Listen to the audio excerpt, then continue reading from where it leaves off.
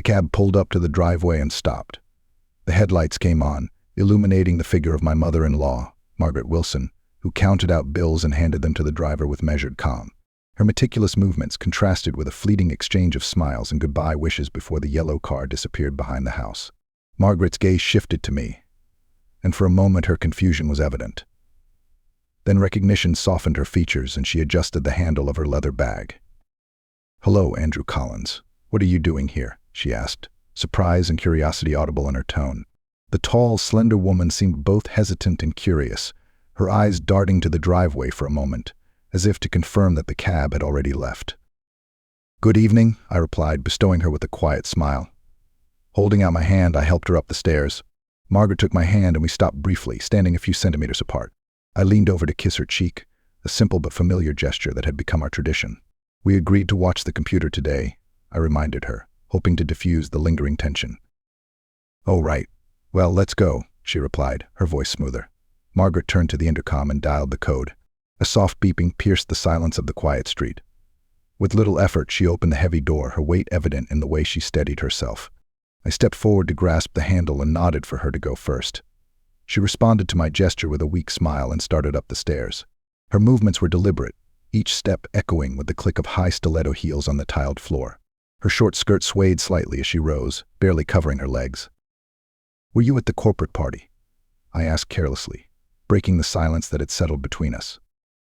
"Yes," Margaret replied succinctly, her tone neutral as she cast a brief glance back. By this time we had reached the landing and she turned to head for the elevator. I followed her, standing 2 feet away.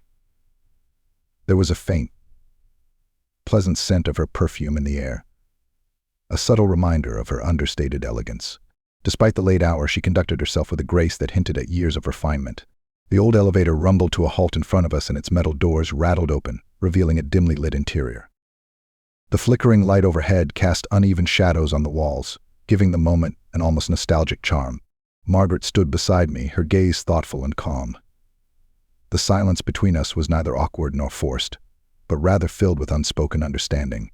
I shifted slightly, turning my attention to the floor indicator, which was rising upward with a mechanical hum. The elevator rocked gently before coming to a stop, and the doors opened with a loud clang. Margaret stepped out first, her heels tapping softly on the tiled floor as she walked towards her apartment. She rummaged through her bag and pulled out a bunch of keys. "And you're alone tonight?" I asked in a low but casual voice as I watched her unlock the door. "Yes, my husband is away fishing," she replied without hesitation. Her tone was matter-of-fact, devoid of any subtext. I followed her into the apartment, the door slamming shut behind me. Margaret didn't turn on the light. Instead, she strode confidently across the dimly lit room, her silhouette faintly illuminated by the glow of the streetlight coming through the window.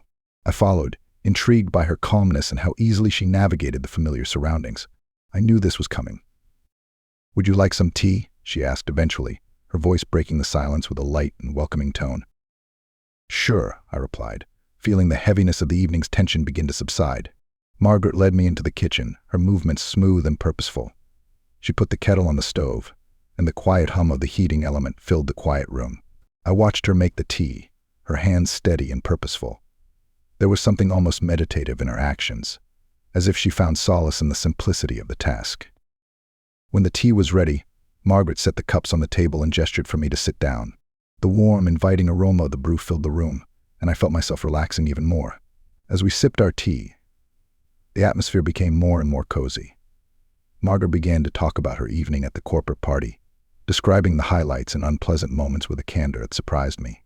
Her laughter, soft and sincere, was infectious, and I smiled along with her, and the previous awkwardness disappeared completely. "Sounds like a good evening," I remarked, setting the cup aside. The warmth of the tea and the casualness of our conversation relaxed me completely. "It was," she replied, her smile tightening. "But I'm glad to be back home." There was a quiet sincerity in her words that echoed in the silence of the room. Time seemed to fly by quickly, and before I knew it, I was glancing at the clock. Realizing it was getting late, I reluctantly stood up. "I have to go," I said with reluctance in my voice. Margaret walked me to the door, her expression warm and inviting. "Take care of yourself, Andrew." "You're welcome anytime," she said softly, her words sincere and reassuring. "Thank you." "Good night, Margaret," I replied, stepping out into the cool night air. It was quiet outside, the silence broken only by the distant rustling of leaves. As I headed to my car, I reflected on the evening before. Despite its simplicity, it had been unexpectedly pleasant. Margaret's warmth and candor had left a lasting impression, and I knew it wouldn't be the last time I found myself on her doorstep to share a quiet moment while the rest of the world lived outside. Even as I drove away, the memories of her laughter and the serene atmosphere of her home never left me. It wasn't just tea or conversation, but a sense of connection that made the evening so memorable. I deeply appreciated Margaret's ability to give meaning to even the simplest of moments and looked forward to the next opportunity to share that moment with her again.